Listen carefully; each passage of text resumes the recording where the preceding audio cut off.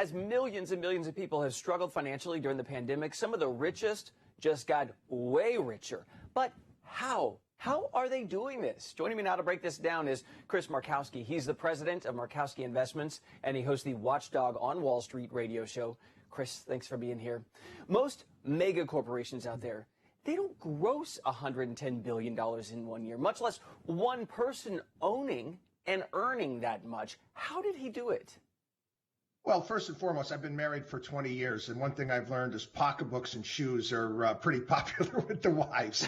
So it's a pretty good product, pretty good business to begin, if you want to do well over the long term, especially high-end stuff like he has. I think he also benefited this past year, quite frankly, because you almost call it, it's almost like the REM song, It's the End of the World as We Know It. People just like, what the hell? I'm going to get my wife this pocketbook. I'm going to do this.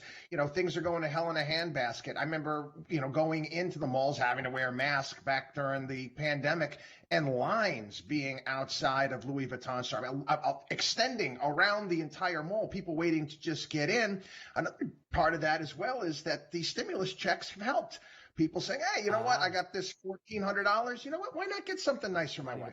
So what is more lucrative in his portfolio? Is it the fashion side, the Fendi, the Louis Vuitton, or is it the booze side? Because people drank a lot during this pandemic, and he owns, I think, Moet, Champagne, Hennessy, and a lot of people are drinking.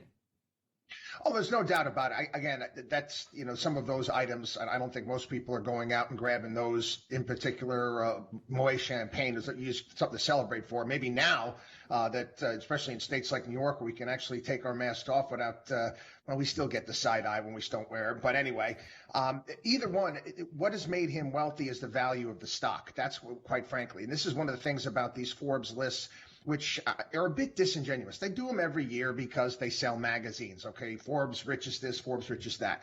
Bernard can't, his stock is not, they're not poker chips. He can't go out today and say, you know what, I'm going to sell all of my stock in my company and have my $186 billion, because he'd have to find a buyer for it. It's the value of his entire portfolio that's worth that. And that changes, obviously, on any given day.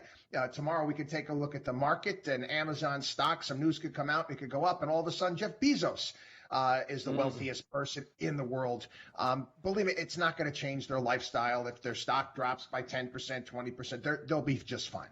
We started out by talking about the average everyday American. Most of us are not making billions of dollars. A lot of us have struggled mightily. Is the wealth gap, when we look at something like this, just going to keep yawning wider? Again, I do think that there's issues in regards to the wealth gap, and where it's really focused to me, it's more or less on how many of these executives and CEOs are getting paid. I'm not a big fan at all of CEOs getting paid in stock. I think the lay people should be getting paid in stock, but the CEOs, if you want to pay somebody, pay them a salary. So they have to pay taxes on that salary, and if they're doing a great job, they should want to buy stock in the company that they work for. Chris Markowski, the Watchdog on Wall Street. I'm sure you got some husband points for that Louis Vuitton you bought your wife. Thank you, Chris. Thank you.